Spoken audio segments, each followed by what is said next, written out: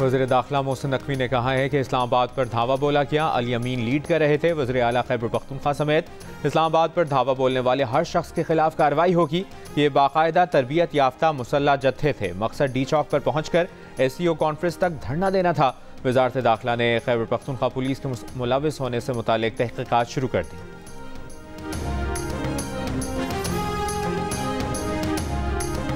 वज़ीर आला खैबर पख्तूनख्वा अली अमीन को हिरासत में लिए जाने की मुतज़ाद इतलात।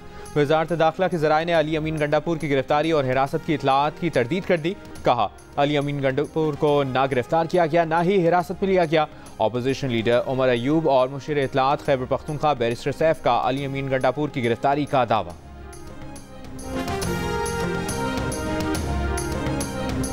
वज़ीर आला खैबर पख्तूनख्वा को हर तरह से समझाने की कोशिश कर ली, मगर वो समझने को तैयार नहीं हैं। उनका मकसद शंघाई ताउन तंजीम के इजलास को सबोटाज करना है। वफाकी वज़ीर दाखिला मोहसिन नकवी कहते हैं कि अली अमीन गंडापुर ने हर रेड लाइन क्रॉस कर ली है, मगर उन्हें किसी सूरत शंघाई ताउन तंजीम का इजलास सबोटाज करने की इजाज़त नहीं देंगे। मुज़ाकरात के सवाल पर मोहसिन नकवी ने कहा कि अली अमीन वज़ीर आला हैं, सरकारी हुकाम उनके साथ राब्ते में रहते हैं, मगर धावा और मुज़ाकरात एक साथ नहीं हो सकते। खैबर पख्तूनख्वा में एमरजेंसी के नफाज के सवाल पर मोहसिन नकवी ने कहा कि सदर और वज़ीर आज़म राब्ते में हैं, वो जो हिकमत अमली बनाएंगे उस पर अमल होगा। PTI के गिरफ्तार मुजाहिदीन में से 120 अफगान शहरी हैं। अफगान शहरियों का पकड़ा जाना अलार्मिंग है। पत्थरगढ़ में पुलिस पर फायरिंग की गई, जिससे 85 एहलकार जख्मी हुए हैं।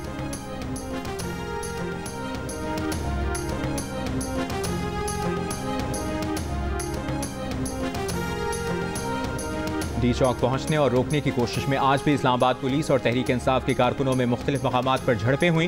पुलिस ने शेलिंग की, कारकुनों ने पथराव किया। दिन भर पुलिस और कारकुनों में आंख मिचोली होती रही।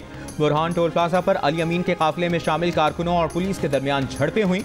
कारकुनों ने पुलिस पर पथराव किया। जिना एवेन्यू पर भी कारकुन जमा रहे।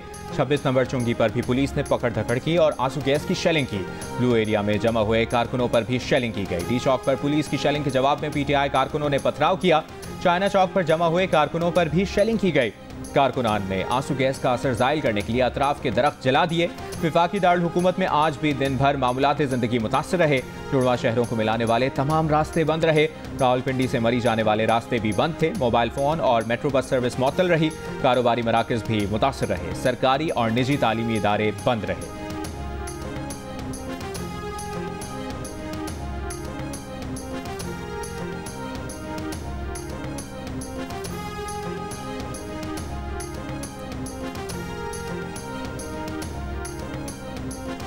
वफाकी दारुल हुकूमत में गैर कानूनी इज्तिमा की इजाज़त नहीं दी जाएगी। इस्लामाबाद हाई कोर्ट ने हुक्मनामा जारी कर दिया।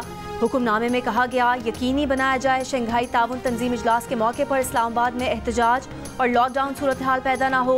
इस्लामाबाद इंतज़ामिया और हुकूमत तहरीक इंसाफ को एहतजाज के लिए मुनासिब जगह और सहूलत फराहम करे। मुजाहिरीन इंतज़ामिया की मुख्तस करदा जगह पर अपना एहतजाज रिकॉर्ड कराएँ। अदालत को बताया गया कि एक सियासी जमात के कारकुन रेड जोन की जानिब मार्च कर रहे हैं। हुक्म दिया जाता है इस्लामाबाद में अमन व अमान सूरत हाल को बरकरार रखने के लिए मुनासिब इक़दाम किए जाएँ। मज़ीद समात 17 अक्टूबर तक मुलतवी। इस्लामाबाद में शंघाई ताउन तंजीम के इजलास के लिए आर्टिकल 245 के तहत फौज तैनात। इस्लामाबाद की ज़िला इंतजामिया ने मुरासला जारी करके फौज को शरपसंद अनासर के खिलाफ कार्रवाई और गिरफ्तारी के इख्तियारात दे दिए। सूरत हाल कशीदा होने पर फौज को कार्रवाई के इख्तियारात हासिल होंगे, मगर ताकत का इस्तेमाल कम से कम किया जाएगा। मकामी कमांडर वफाकी पुलिस के साथ मिलकर कार्रवाई करेगा। मुजाहिरीन के खिलाफ लाठीचार्ज और आंसू गैस के इस्तेमाल की भी इजाज़त होगी। शरपसंदों की मौजूदगी या खतरात की इतला पर फौज कार्रवाई करेगी। पंजाब हुकूमत ने भी आर्टिकल 245 के तहत SCO इजलास के पेश नज़र फौज को तलब कर लिया। फौज की खिदमात से मुतालिक कवायद के नोटिफिकेशन के मुताबिक फौज सिविल आर्म्ड फोर्सेज और पुलिस के साथ मिलकर SCO कॉन्फ्रेंस के दौरान अमन व अमान बरकरार रखेगी। एयरपोर्ट्स, रास्तों, मकामात और इर्द गिर्द के इलाकों में अमन व अमान बरकरार रखा जाएगा।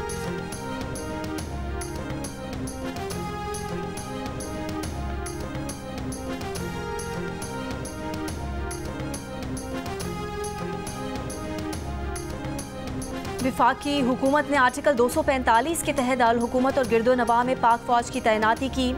आर्टिकल 245 के तहत फ़ौज के फ़राइज़ मुतय्यन किए गए हैं, जिनके मुताबिक फ़ौज बुलाने का फ़ैसला किसी भी अदालत में चैलेंज नहीं किया जा सकता। फ़ौज की मौजूदगी के दौरान होने वाले इक़दामात को भी हाई कोर्ट में चैलेंज नहीं किया जा सकता। आर्टिकल 245 और इमरजेंसी के नफाज में फ़र्क ये है कि इस आर्टिकल के तहत फ़ौज बुलाने का हुकूमत को हिसाब नहीं देना पड़ता। लाहौर में पीटीआई का एहतजाज, पुलिस की opposition leader Punjab assembly Malik Ahmad Khan को गिरफ्तार करके मोटरसाइकिल पर ले जाने की कोशिश, कारकुनों ने मोटरसाइकिल से उतारकर फरार करा दिया। ऐवान अदल के बाहर मुजाहिरीन का पुलिस पर पथराव, पुलिस की शेलिंग, कचहरी रोड लाहौर पर वकिला का एहतजाज, पथराव से एक पुलिस एहलकार जख्मी हो गया, पुलिस की शेलिंग, वकिला को मुंतशिर कर दिया, कई वकिला को गिरफ्तार कर लिया। पुलिस ने मीनार पाकिस्तान के करीब से पीटीआई रहनुमा मुसर्रत जमशेद चीमा को गिरफ्तार कर लिया।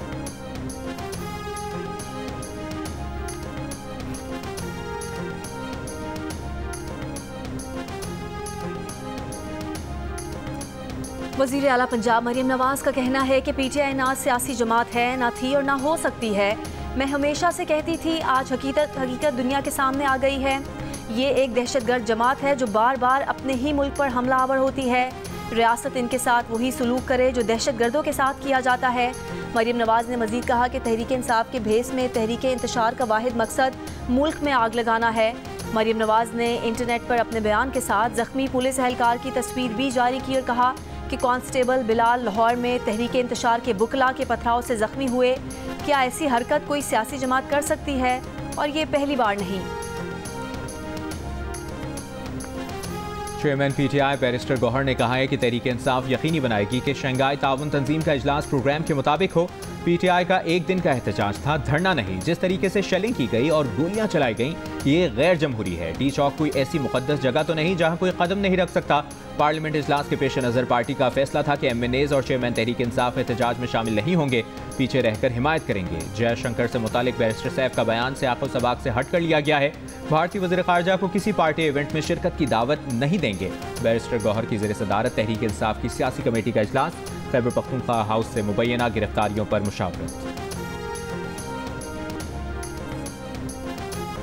वफाकी वज़ीर एहसन इकबाल ने कहा है, तहरीक इंतशार पाकिस्तान की गोलन तहरीक बन चुकी है। पीटीआई तुर्की की गोलन तहरीक की तरह पाकिस्तानी रियासत पर कब्जा करने की स्कीम पर अमल कर रही है। तुर्की में गोलन तहरीक के हिमायती इंतज़ामिया, अदलिया, पुलिस और फ़ौज में घुस चुके थे। पाकिस्तान को भी रियासत के दिफा के लिए उर्दगान की तर्ज पर इस तहरीक इंतशार से निपटना होगा। वज़ीर दिफा ख्वाजा आसिफ ने कहा कि ये जो मर्जी कर लें, पीटीआई को इस्लामाबाद पर हमला आवर नहीं होने देंगे।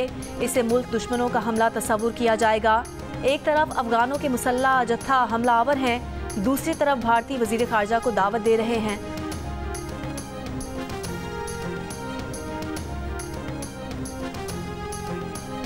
आईनी तरमीम के लिए हुकूमत के पास 5 सेनेटर और 7 अरकान असेंबली कम हैं। हुकूमत दोनों ऐवानों में 2/3 अक्सरियत के हुसूल के लिए कोशा है।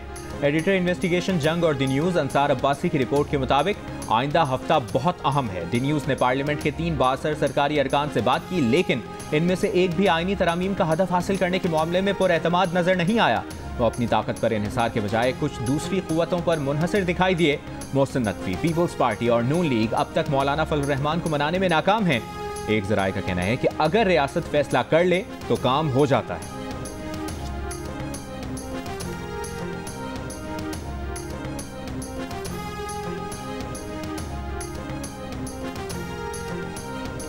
शिमाली वज़ीरिस्तान में दहशतगर्दों के साथ झड़प में शहीद लेफ्टिनेंट कर्नल मोहम्मद अली शौकत और जवानों की नमाज जनाजा पेशावर गैरिजन में अदा कर दी गई। ISPR के मुताबिक नमाज जनाजा में chief of army staff general Syed Asim Munir, senior हाजिर सर्विस फौजियों समेत दीगर अफराद ने शिरकत की। शहदा के जस्द खाकी आबाई इलाकों को रवाना मुकम्मल फौजी एजाज़ के साथ सुपुर्द खाक किया जाएगा। लेफ्टिनेंट कर्नल मोहम्मद अली शौकत 4 और 5 अक्टूबर की दरमियानी शब ख्वारिज के खिलाफ ऑपरेशन में शहीद हुए। कार्रवाई में लांस नायक मोहम्मदुल्लाह, लांस नायक अख्तर जमान, लांस नायक शाहिदुल्लाह, लांस नायक यूसुफ अली और सिपाही जमील अहमद ने भी जाम शहादत नोश किया।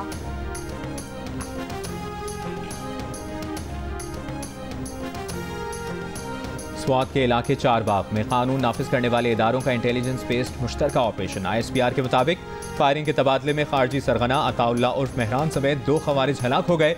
एक खारजी को जख्मी हालत में गिरफ्तार किया गया। खारजी अताउल्लाह उर्फ मेहरान इलाके में दहशतगर्दी की मुताद्दिद सरगर्मियों और स्वात में गैर मुल्की मुअज़्ज़िज़ीन के काफिले को ले जाने वाली पुलिस की गाड़ी पर हमले में भी मुलव्विस था।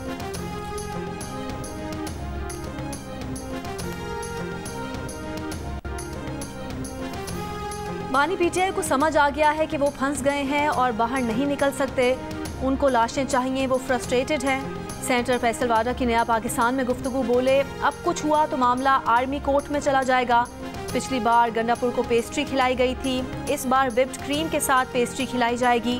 खैबर पख्तूनख्वा के मुशीर इत्तलात बैरिस्टर सैफ ने कहा कि किसी का भी वजीर आला से राब्ता नहीं हो पा रहा, उन्हें गिरफ्तार करना तौहीन अदालत होगा। कुछ इल्म नहीं कि इस वक्त वजीर आला कहाँ है, अगर अली अमीन पेशावर रवाना हो चुके होते तो मालूम हो जाता। वज़ारत दाखिला के ज़राए का कहना है कि रेंजर्स की तरफ से खैबर पख्तूनख्वा हाउस को हिसार में लेने की खबरें बेबुनियाद हैं। आर्टिकल 245 के तहत कल रात से सिक्योरिटी फोर्सेज इस्लामाबाद और गिरदोनवाह में तैनात हैं। पाक फौज और कानून नाफिज करने वाले इदारे मुकम्मल मुस्तैदी से फ़राइज़ सर अंजाम दे रहे हैं। चंद अनासर मज़मूम सियासी मकासद के लिए सिक्योरिटी फोर्सेज से मुतालिक झूठी खबरें फैला रहे हैं।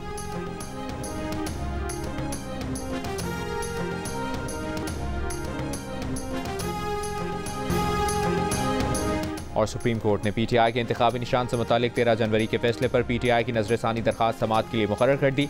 समाअत 11 अक्टूबर को दिन 11:30 बजे होगी। चीफ जस्टिस काजी फाइसा की सरबराही में 13 जनवरी का फैसला देने वाला 3 रुकनी बेंच ही नजरसानी दरखास्त की समाअत करेगा।